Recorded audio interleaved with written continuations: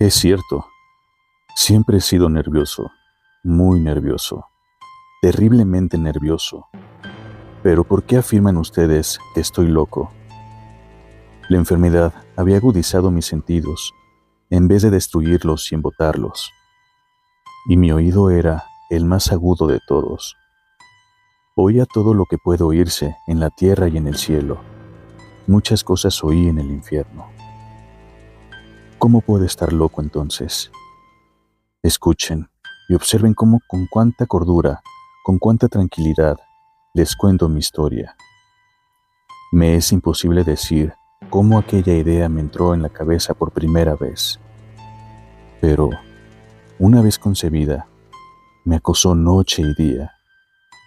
Yo no perseguía ningún propósito, ni tampoco estaba colérico.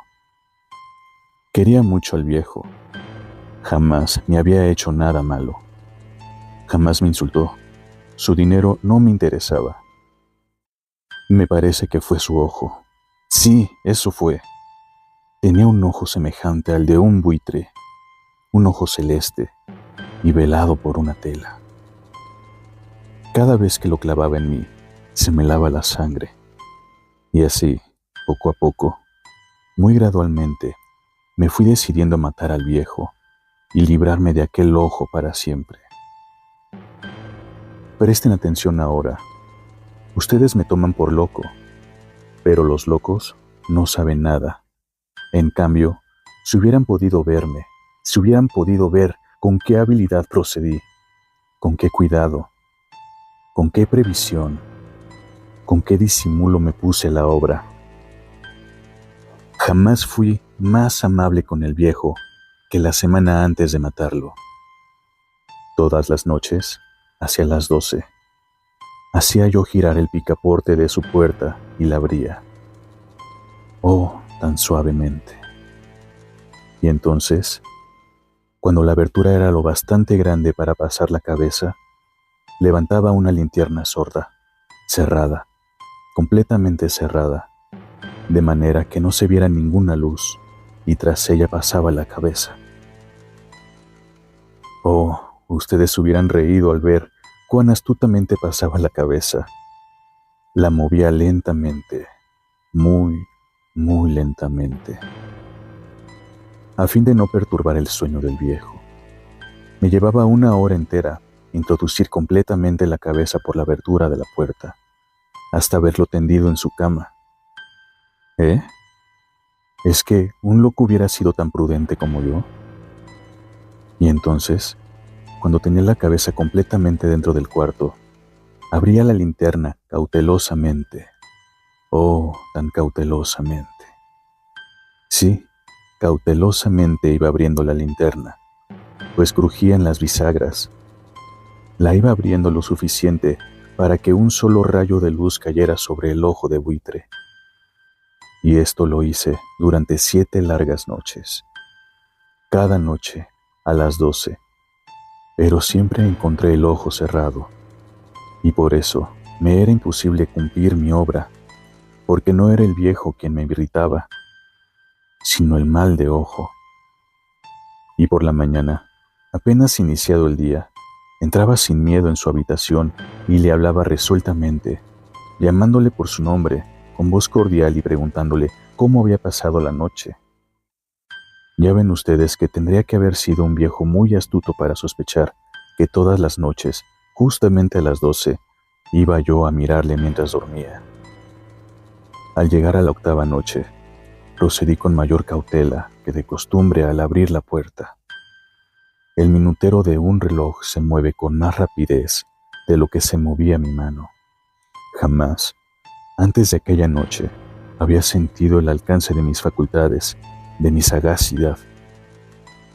Apenas lograba contener mi impresión de triunfo. Pensar que estaba ahí, abriendo poco a poco la puerta, y que él ni siquiera sospechaba con mis secretas intenciones o pensamientos.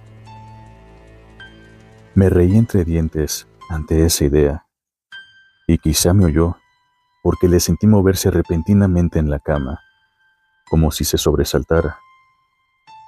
Ustedes pensarán que me eché hacia atrás, pero no. Su cuarto estaba tan negro como la pez, ya que el viejo cerraba completamente las persianas por miedo a los ladrones. Yo sabía que le era imposible distinguir la abertura de la puerta y seguí empujando suavemente, suavemente. Había ya pasado la cabeza y me disponía a abrir la linterna, cuando mi pulgar resbaló en el cierre metálico y el viejo se enderezó en el lecho, gritando: «¿Quién está ahí?». Permanecí inmóvil, sin decir palabra. Durante 1 hora entera no moví un solo músculo, y en todo ese tiempo no oí que volviera a tenderse en la cama. Seguía sentado, escuchando, tal como yo lo había hecho noche tras noche, mientras escuchaba en la pared los taladros cuyo sonido anuncia la muerte. Oí de pronto un leve quejido, y supe que era el quejido que nace del terror. No expresa dolor o pena. Oh no, era el ahogado sonido que brota del fondo del alma cuando el espanto lo sobrecoge. Bien conocía yo ese sonido. Muchas noches, justamente a las 12, cuando el mundo entero dormía, surgió de mi pecho ahondado, con su espantoso eco los terrores que me enloquecían. Repito, que lo conocía bien. Comprendí lo que estaba sintiendo el viejo y le tuve lástima. Aunque me reía en el fondo de mi corazón, comprendí que había estado despierto desde el primer leve ruido, cuando se movió en la cama. Había tratado de decirse que aquel ruido no era nada, pero sin conseguirlo, pensaba, no es más que el viento en la chimenea, o un grillo que chirrió una sola vez. Sí, había tratado de darse ánimo con esas suposiciones, pero todo era en vano. Todo era en vano, porque la muerte se había aproximado a él, deslizándose furtiva, y envolvía a su víctima. Y la fúnebre influencia de aquella sombra imperceptible era la que le movía a sentir, aunque no podía verla ni oírla, a sentir la presencia de mi cabeza dentro de la habitación. Después de haber esperado largo tiempo, con toda paciencia, sin oír que volviera a acostarse, resolví abrir una pequeñísima ranura en la linterna.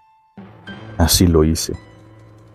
No pueden imaginarse ustedes con qué cuidado, con qué inmenso cuidado, hasta que un fino rayo de luz, semejante al hilo de la araña, brotó de la ranura y cayó de lleno sobre el ojo de buitre.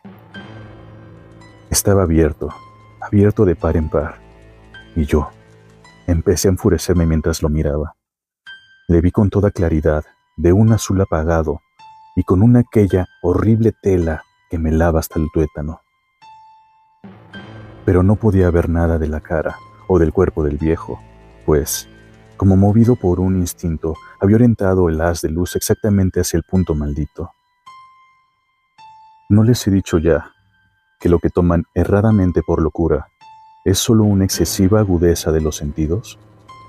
En aquel momento llegó a mis oídos un resonar apagado y presuroso, como el que podría ser un reloj envuelto en algodón. Aquel sonido también me era familiar. Era el latir del corazón del viejo. Aumentó aún más mi furia. Tal como el redoblar de un tambor estimula el coraje de un soldado. Pero incluso entonces me contuve y seguí callado. Apenas si respiraba. Sostenía la linterna de modo que no se moviera, tratando de mantener con toda la firmeza posible el haz de luz sobre el ojo. Entretanto, el infernal latir del corazón iba en aumento. Se hacía cada vez más rápido, cada vez más fuerte, momento a momento. El espanto del viejo tenía que ser terrible, cada vez más fuerte, más fuerte. ¿Me siguen ustedes con atención? Les he dicho que soy nervioso. Sí, lo soy.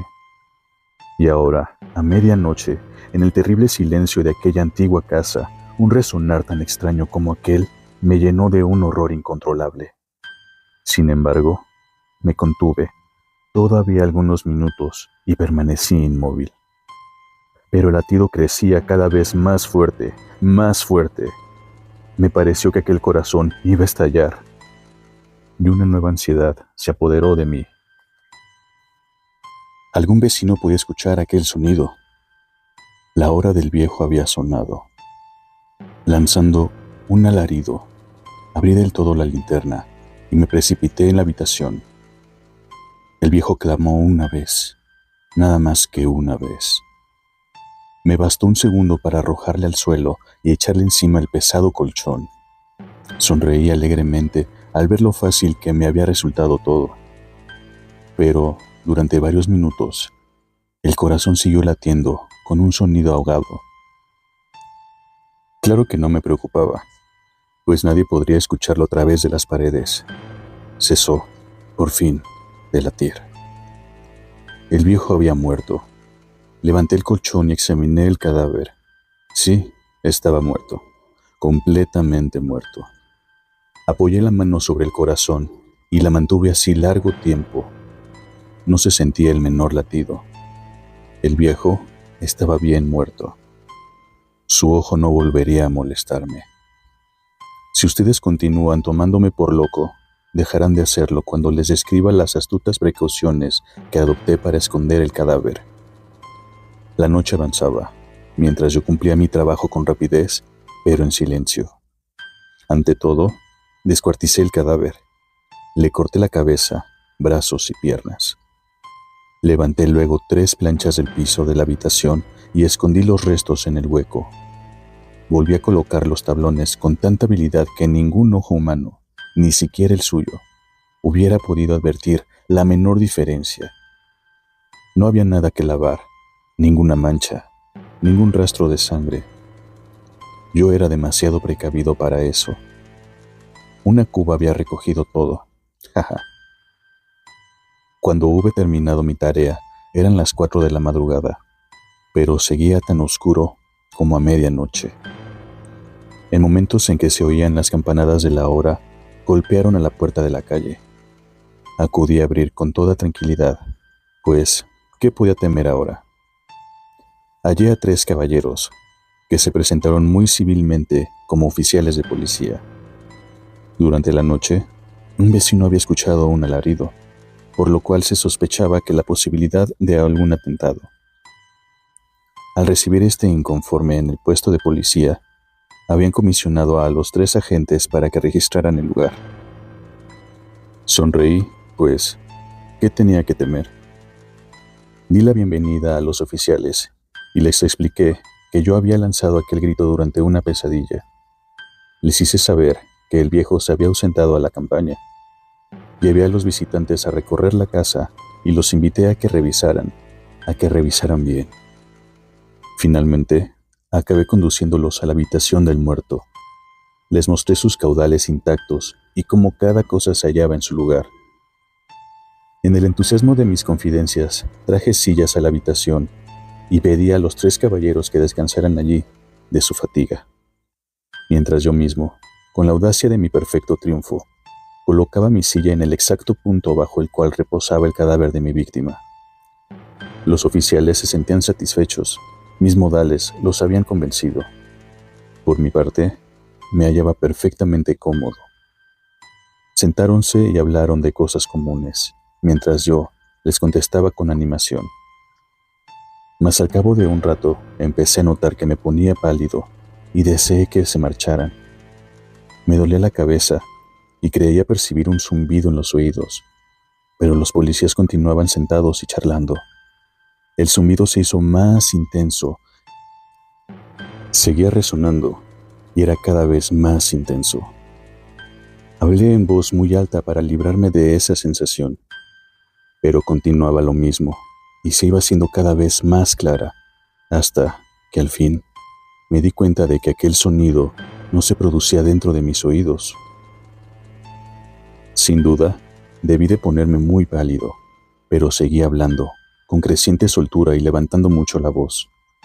Empero, el sonido aumentaba. ¿Y qué podía yo? Era un resonar apagado y presuroso, un sonido como el que podría ser un reloj envuelto en algodón. Yo jadeaba, tratando de recobrar el aliento, y sin embargo, los policías no habían oído nada. Hablé con mayor rapidez, con vehemencia, pero el sonido crecía continuamente. Me puse en pie y discutí sobre insignificancias en voz muy alta y con violentas gesticulaciones, pero el sonido crecía continuamente. ¿Por qué no se iban? Anduve de un lado a otro, a grandes pasos, como si las observaciones de aquellos hombres me enfurecieran, pero el sonido crecía continuamente. ¡Oh Dios! ¿Qué podía hacer yo? Lancé espumarajos de rabia, maldije, juré, balanceando la silla sobre la cual me había sentado. Raspé con ella las tablas del piso, pero el sonido sobrepujaba a todos los otros y crecía sin cesar. Más alto, más alto, más alto. Y entre tanto, los hombres seguían charlando plácidamente y sonriendo. ¿Era posible que no oyeran? Santo Dios, no, no. Claro que oían, y que sospechaban, sabían, y se estaban burlando de mi horror. Sí, así lo pensé, y así lo pienso hoy. Pero cualquier cosa era preferible a aquella agonía. Cualquier cosa sería más tolerable que aquel escarnio. No podía soportar más tiempo sus sonrisas hipócritas.